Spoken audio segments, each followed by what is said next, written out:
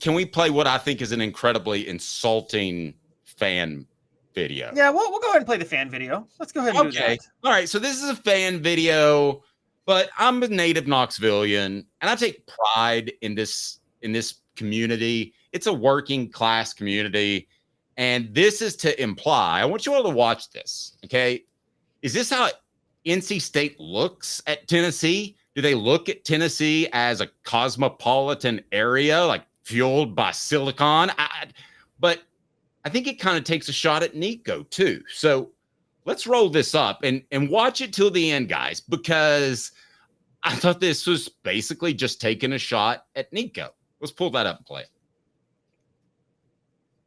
Here we go. There's Nico.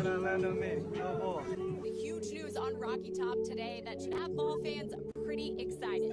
Five-star quarterback Nico Eberle announced his commitment to Tennessee. And this is a blue-collar school. This is a work ethic, hands in the dirt school. It's an agricultural school, it's a textile school, it's an engineering school. It's founded by tough people, and that's what this football team will be. Oh yeah, I think we need to bring it down because I think there's a curse word coming up. But the implication is clear. If you can go ahead and drop that, is that Nico is all fancy and NC State is all about being working class. So Caleb, I'm curious your thoughts on that, as some NC State fan is trying to get their fan base fired up, but I think that should fire up Tennessee's fan base, because if you watch this football team, did that fan ever watch this football team? They're based in the running game. They're a tough football team. I guess Josh Heupel's just going to have to carry that around with him forever. That tag that you're a soft passing quarterback because passing coach because Lincoln Riley was. Yeah, and as I'm watching this video all the way through, I gotta be honest. Like, okay, I get it. Like, they're showing these NC State highlights, and they're like, "Oh, we're blue collar, we're tough, we're physical." What? Because you tackle people sometimes, like when you're playing football. I mean, I love when like people kind of play that card. This does show a total lack of understanding of Josh Heupel's offense. That the idea that he's not blue collar. They win these games in the trenches. And everything goes by the trenches. And by the way, Tennessee has a top 10 and defensive and offensive line in the nation this year. That's every metric has shown that. I don't understand why they would do that video. I mean, Dave, do you think this is more than anything like people, when they do this, exposing themselves for their lack of understanding of Josh Heupel's offense and offensive schemes? Yes, there's no question about it. I don't think there's any question about it. And then I saw Dave Doran trying to rile people up with the whole agricultural stance and working class school. Guys, sorry. No, go ahead. I want to give me a poll question on Dave Doran without us being mean, because I think he's clearly a second-tier coach, or is he worse? I mean, I think he's second tier. Look, what he does at NC State, he maxes out what you can do at NC State. But let's be fair to him on that. Okay, this isn't like some powerhouse program. He does what can be done.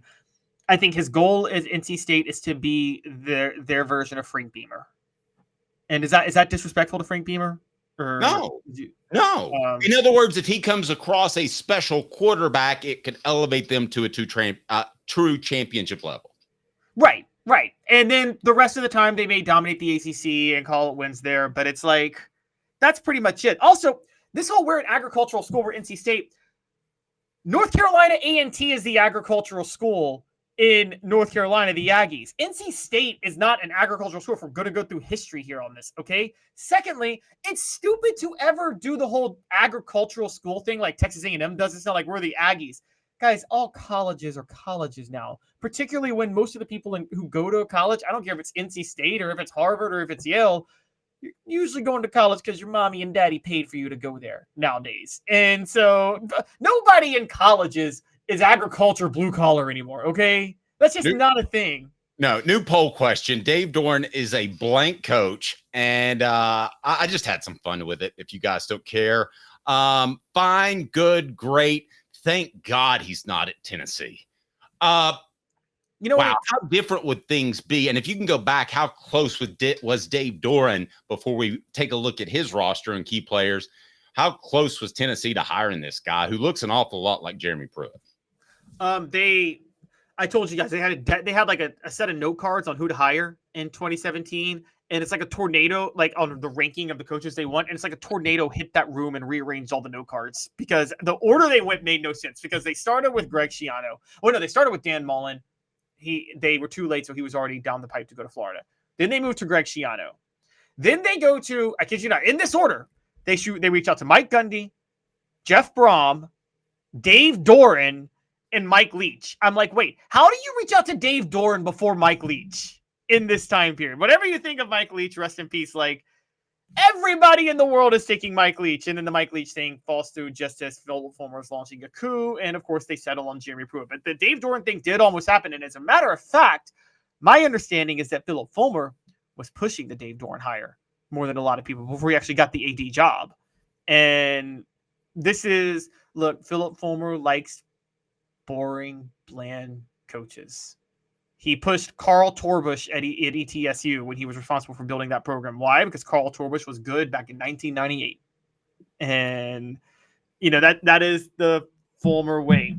I just like this whole thing because I'm like, yeah, the whole concept of we're a blue-collar team, I don't even know what it means. I mean, Dave, you watched enough football. Half the time when teams say that, it's because their offenses are terrible. They want to cover for the fact that they have awful offenses. So they say, well, we're just blue collar. We win tough physical. Best example is, do you remember the 2005 Tennessee-Alabama game, the 6-3 game? Yeah, it was there.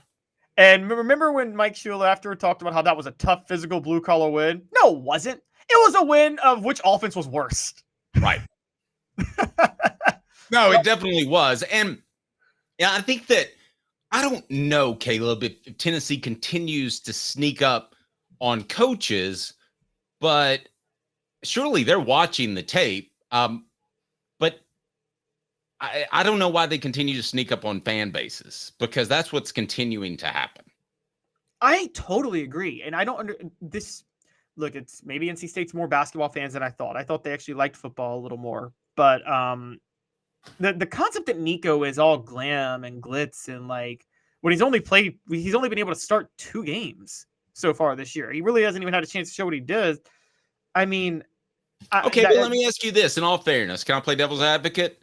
Does Tennessee and Nico deserve some of that because they were so aggressive in what they did in getting Nico and then suing the NCAA? Is that just expected, normal feedback from college fans? Yeah, I mean, people would do that. I would think that, look, but let's cut when Tennessee ran the Peyton for Heisman campaign in 97, the Peyton versus Woodson debate, a lot of that was Peyton was seen as like the finesse, intelligent passer, and Woodson was the blue collar, plays both sides of the ball for blue collar Big Ten football. Wasn't that part of the mantra that sold him? Mm-hmm. And so it seems like that's what they're trying to put the label on Nico. I mean, newsflash, guys, all quarterbacks are finesse. Unless your quarterback is like a Tim Tebow or Cam Newton, like they're usually finesse players. And I mean, it did. And the other part is, I'll go even a little bit deeper. It felt like maybe they tried to play the whole because Nico comes from California, he's finesse. But like, for those who don't know, you go to certain parts of California, there's very blue collar parts of that state, very blue collar working class parts of that state. I thought it was insulting on a lot of different levels. Yeah. I mean, I know it's a fan account. We don't generally pay a lot of attention to that. But in this particular case, if you're thinking about getting in your car and driving over to Charlotte, that might be the deciding factor. And I got in the car and I went and screamed and yelled at some NC State players.